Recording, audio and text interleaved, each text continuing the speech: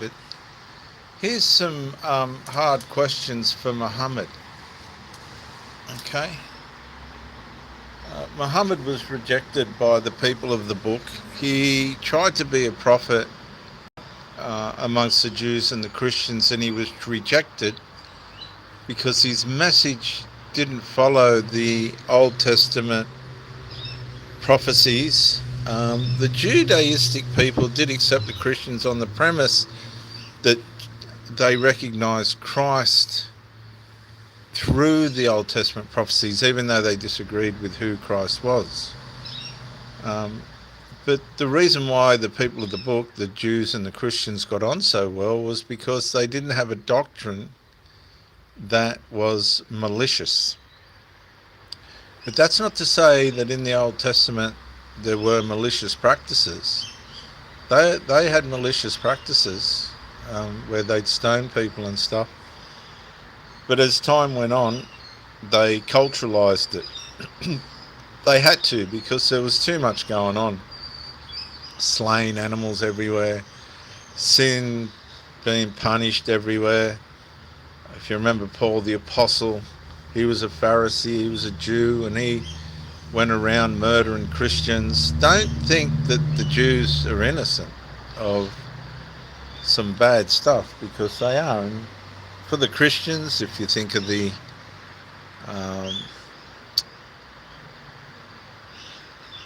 Crusades, that was to stop Islam, because Islam was slaughtering everything in its path. But some hard questions for Muhammad relative to authority, conflict and competence is, if a leader claims authority from God, then Muhammad's decisions carry permanent weight.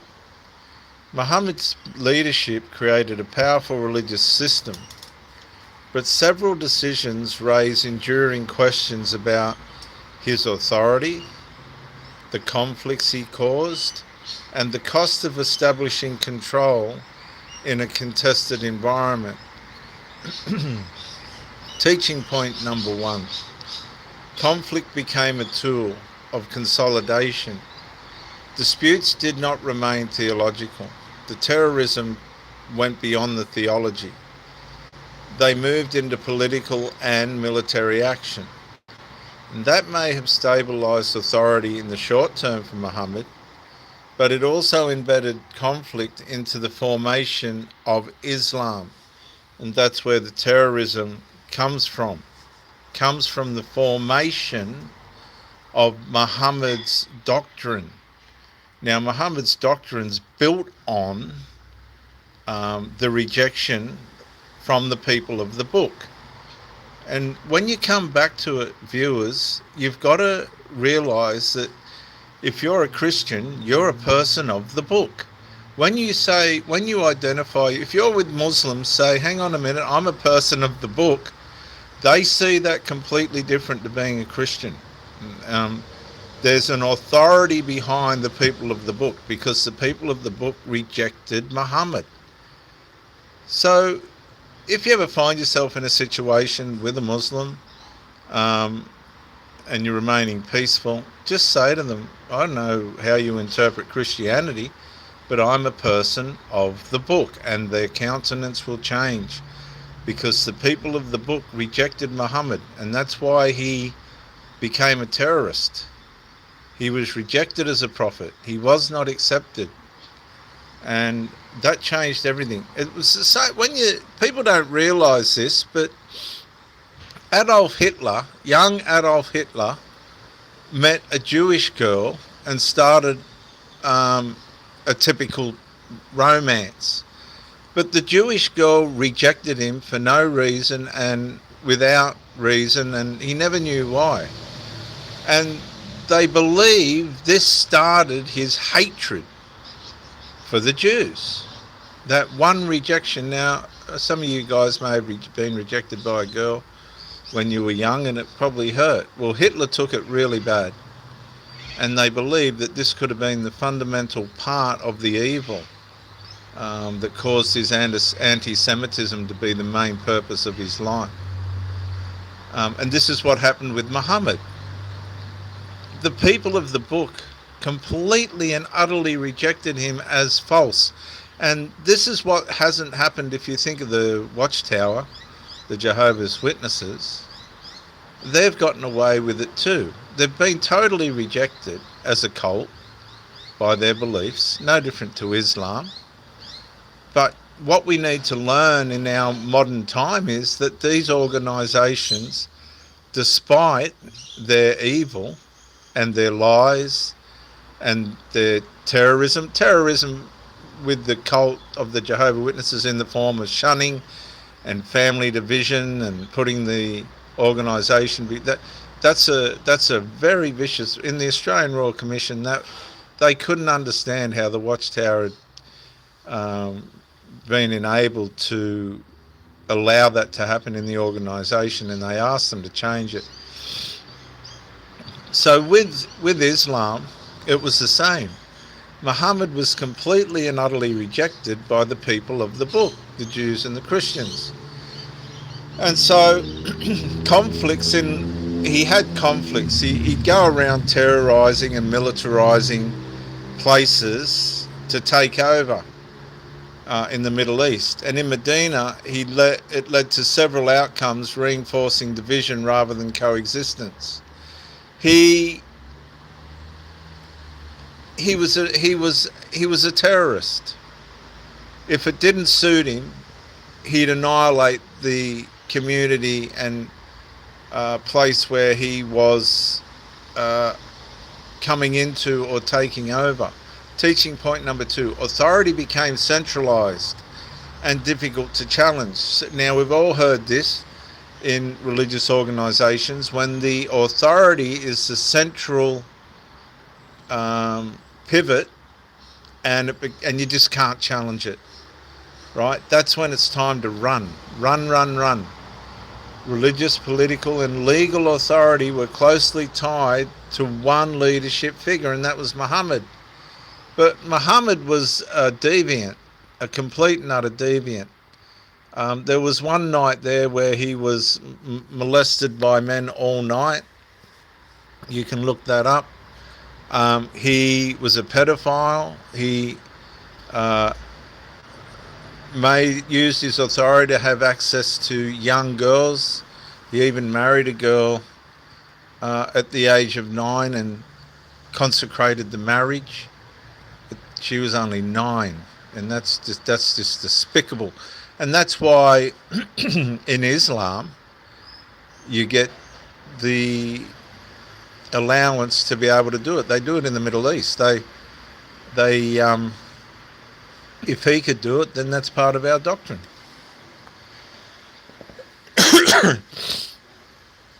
So this creates clarity but limits internal correction. In other words, you've got someone to follow, but you're at the mercy of the beliefs of the person that you're following, like with the Watchtower. I got invited to, because they're parallel, I got invited to this memorial thing, and I said, I can't go. And they said, why? And I said, because I'll drink the wine and eat the bread. And they said, but you can't. I said, well, I can, and that's why I'm not going to go. After Muhammad's death, and let me just tell you, Muhammad slaughtered a Jewish woman's family. And she said, well, I'm going to cook you dinner tonight. Would you like to come over? Come and I'll cook for you. Because they spared her. And so she cooked meat and she poisoned the meat. Muhammad's mate started eating the meat, and Muhammad did as well. But his mate ate more than Muhammad, and of course he died in front of him. And Muhammad got really ill. He never recovered from the poisoning. And he was poisoned by a Jewish woman who... And this is where we're at now. Like, I mean, she was so angry that she tried to poison them all. And he slaughtered their family. He slaughtered her family. Anyway, that's a story in itself. So there was disagreements over leadership, and it resulted in fragmentation amongst the Muslim groups. Like, you got the Shiites and the Sunnis. They hate each other. Teaching point number 3. Competing traditions were acknowledged but not equal. Judaism and Christianity were recognized but not treated as holding equal authority. And this is where Muhammad went wrong. Because he was rejected by the people of the book, then he's just gone, I'm going to do what I got to do to make this happen. And this clarified Islamic identity, but closed the door to shared authority. So it became a cult. Now here's a negative outcome. Long-term separation between traditions with limited theological overlap. In other words, Muhammad decided to create his own religion. When the people of the book rejected him, he's gone, well, bugger yous, I'm going to start my own religion. But if you look at the writings of the Quran, a lot of it is plagiarized from the Old Testament and the New Testament. Yeah, did you know that? And it's been twisted and warped, no different to what the Watchtower did to the New Testament. This is what cults do. Excuse me. So, teaching point number 4. Finality removed future flexibility. See, it became unflexible. Claiming final revelation creates certainty but prevents later structural revision. Example, negative outcome. Interpretation can adapt, but core authority claims cannot be altered without leaving the system. And so once the system's established, that's it. It's hard to change. And this is where Islam caught up with itself in the modern era, in the Western world. Like, they can run around the Middle East and chop each other up and blow each other up and all the rest of it, and you'll hardly hear about it. But they come over here and do it, and it doesn't fit, does it? Because it's not the way we live. We don't go around blowing each other up and screaming out Allah Akbar and all this other stuff before we harm people. But that's what they do in the Middle East all the time. So it's very hard for them to culturalize, because underneath there's a ticking time bomb with a fuse connected to the religious writings that talk about jihad. So every now and then you're going to get a Muslim blow up and harm people, because that's what it asks them to do. Point number 5, the cost of establishing order was high, because building a unified system in a volatile environment required hard decisions, and those decisions were supposed to create stability, but it also created lasting tension. And the tension come out of the violence that was exhibited by Muhammad himself. Okay, because Muhammad was basically just a marauder, an Arab marauder, with a bunch of people that followed him around. He was completely rejected and despised by the people of the book, and somehow or other his followers turned him into some kind of prophet, but he wasn't, because when he did die, he said, see, in the writings of the Quran, Allah promised that if Muhammad was a false prophet, that he'd cut his aorta. Right? This is in the writings. If Muhammad turns out to be a false prophet, I will cut his aorta. Well, when Muhammad was dying, a lot of people don't realize this. When Muhammad was dying, he said, I feel like my aorta is being cut. And so what the book, the Islamic writings were trying to say is, Muhammad confessed that he was a false prophet when he was dying, because he wanted to be a person of the book. He wanted to be one of the people of the book. But when they rejected his theology, he went ballistic. He went absolutely out of control. And so if what the writings of Islam, if they're real and authoritative, then Muhammad did die by the hand of Allah. Because he said, I feel like my aorta is being cut, and then he died. exactly the way it was prophesied by Allah in the writings. So, historical conflicts continue to influence how different religion groups view one another, even today. So let's look at a reflection question. Can a system built under pressure avoid carrying that pressure into the future? And the answer is maybe for the majority, but the minority, no, because we see these, terrorism acts in the Western world. Proverb: the way a movement is built often shapes the conflicts it cannot escape. The way a movement is built often shapes the conflicts it cannot escape. And that means that the writings that these people confirm to be a part of the structure and the